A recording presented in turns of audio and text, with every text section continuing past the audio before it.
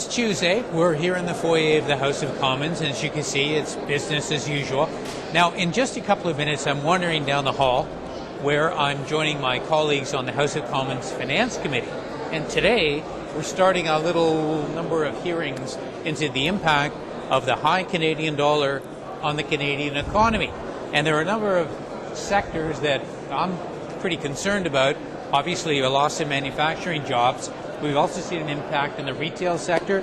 We've seen, obviously, in the tourism sector and also in the resource sector, there's been real impacts from the value of this dollar. Now, I know that the Canadian dollar is high because the American dollar is low. We can't do a lot about that. But are there some actions the government can take? Should the government try to do anything? Should the Bank of Canada try and intervene in any way, shape, or form? Or is this something we just have to tough our way through? Well, to help us with some of those questions, I'm joined by Ian Lee. He is a professor at the Sprott School of Management. School of Business. And you teach MBA program, director I'm of the director of the MBA, and I teach strategic management as a former banker. Okay, so he's a real smart guy. He knows all about this stuff. So tell me, how concerned should we be about the dollar first? And secondly, should we as parliamentarians be mucking our little fingers in this? Or is this not really the business of government to try and influence currencies? I'll deal with your first question first, and I do agree with you that there are sectors that are being hurt. Manufacturing is really getting it in the neck. However, I think that for the Parliament, or for that matter the government, through macroeconomic policy, to be trying to influence the dollar, for example, the exchange rate, is first off a waste of time, and secondly, it may lead to perverse consequences. Having said that, I think there are things that can be done.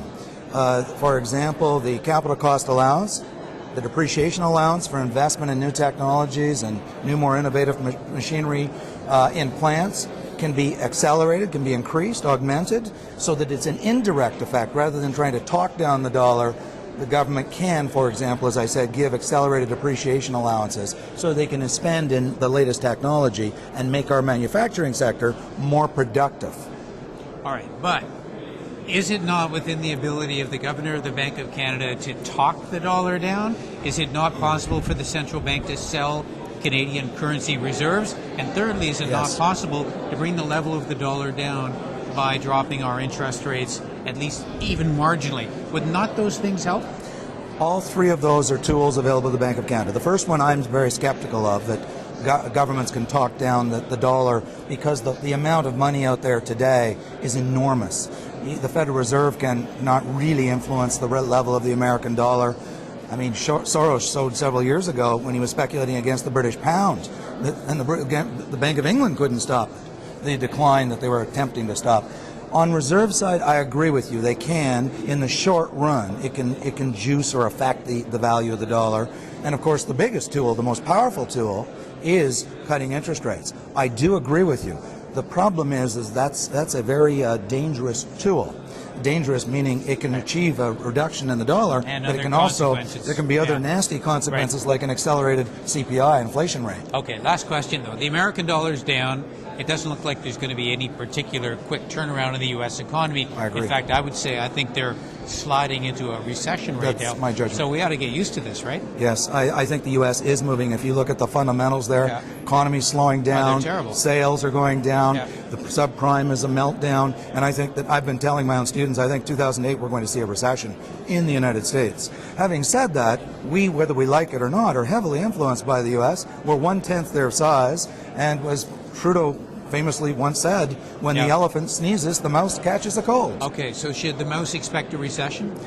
In the United States, yes. No, you're the mouse. I think it'll be softer, but it'll certainly be a diminution of economic growth. Right. Whether it'll go down to 2 quarters of negative growth is yet to be seen, but we certainly won't see the growth next year that we saw this year. There you heard it first, a diminution of economic growth. That's academic talk for watch out. That's exactly right. Okay, thanks for watching MPtv. Thank you.